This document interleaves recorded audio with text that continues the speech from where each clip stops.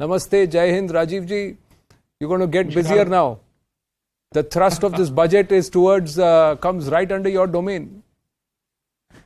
No, not really, Anand. I think this budget is very significant in many ways, but it is significant in that it really is signaling to all of us as citizens that we are at an inflection point as a nation, and we are really, by a simple thing like 45 lakh crore budget with a 13.3 lakh crore focus on global standard infrastructure, we are signaling that we are building the country for the future generations.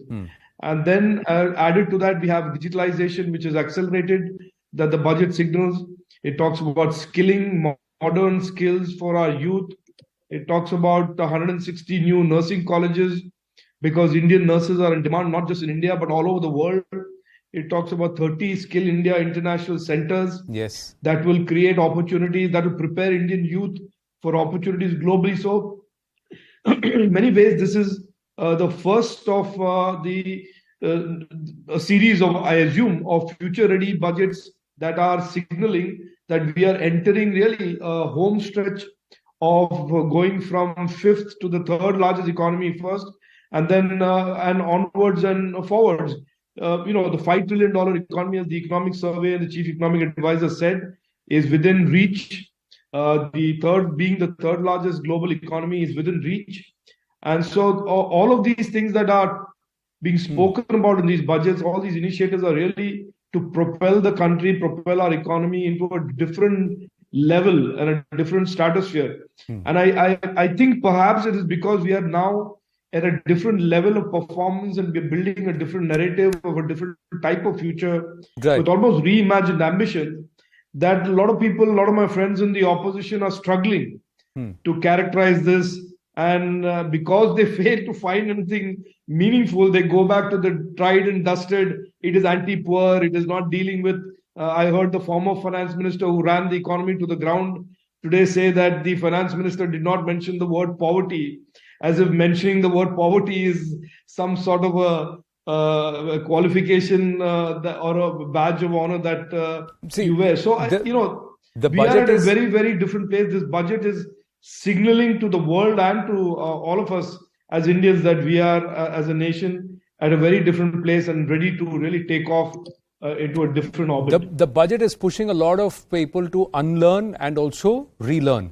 Now, let's break that down. Especially in terms of learning, the thrust is towards three important aspects: agriculture, labor, and also a digital public infrastructure. And you mentioned the AI centers. All of that hinges on a huge amount of data. So in these three aspects, we have three reforms which are still stuck: data protection, data privacy, labor reforms, and agriculture reforms. So without these three in place, can we really achieve what's envisioned in the budget? So, I think there are essential ingredients of this journey to build New India for the Amrit Kal. You are aware very clearly that we have absolutely a world-class digital personal data protection bill in the works that has gone through consultation, that is now, almost getting ready to be sent to cabinet and then onwards to parliament.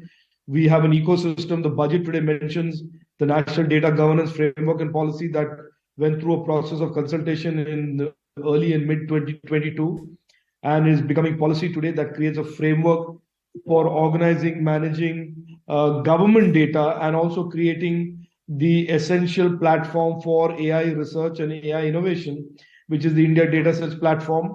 And the budget further alluded to the 3 centers of excellence for artificial intelligence. And as the Honorable Finance Minister said, it is about AI for India.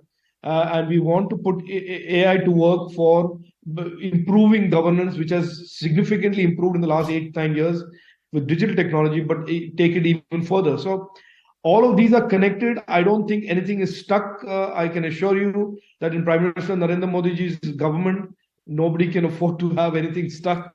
So you are saying that the data protection DPDP bill is not just in the works, it's ready to be sent to cabinet And Yes, the consultation is over, Anand. As you are aware, the consultation process, which lasted a month and a half, almost 2 months, extensive consultation with all the stakeholders, that process is complete. Now we are tabulating all of the inputs and redrafting whatever corrections and changes that need to be made to the bill. And then the administrative process takes over. It goes from my ministry to the cabinet, and then from cabinet to parliament, and from parliament for after debate and discussion to the to be implemented. So that process is underway. I was responding to your characterization that things are stuck. Ji. I can assure you that nothing is stuck. Nothing is. My final question, Rajeev Chandrasekhar ji, there are many who are questioning whether the government really intends to help the middle class, because the thrust towards moving to the new tax regime seems to be more of a burden for those who have saved all these years. You're suddenly disincentivizing savings and trying to push spending. While my interest rates have gone up, my savings rates have come down. All of that. No, I don't think so. I think the difference between the old tax regime and the new tax regime is very simple. The new tax regime basically is a flat rate. It's for those who like to keep their tax planning very simple. And of course, that is the default tax model that we are encouraging people to adopt.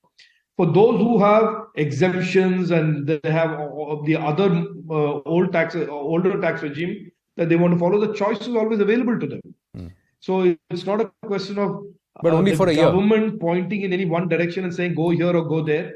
If a particular citizen or a family seeks to have a large number of exemptions in their tax planning, the older tax regime works for them and they are free to do so. But that's only for a year. The newer tax regime is a flat rate model, which today, as you see, in the finance minister has announced that the exemption slabs have been increased, and therefore those who follow that get that benefit. So, but to the larger question of what the middle class or indeed any Indian is benefiting, I can assure you that these 13.3 lakh crores in infrastructure, the last year 7.5 lakh crores in infrastructure, year before that 5 lakh crores in infrastructure, these are all going to build better roads, better airports, better railway stations, better railway experience, better public transport, more metros. These are all things that impact a middle class, salaried, working class Indian every day of his or her life. As they travel to work, as they travel back and forth. These are all issues that collectively make up what the middle class is getting from the government of India. I think to characterize a tax break as the only thing that a middle class or indeed any citizen gets is to see this very, very narrowly. The entire mission of this government, as the Prime Minister has repeatedly talked about, is ease of living. It is to create better standards of living for an individual hardworking Indian and his or her family. Well, and that is precisely what all of this spending is meant to do and is doing. Well, the challenge is now implementation and to deliver what has been promised. Rajeev Chandrasekhar ji, always a pleasure speaking with you. Look forward to speaking with you soon again. Thank you very much. Namaste. Thank you.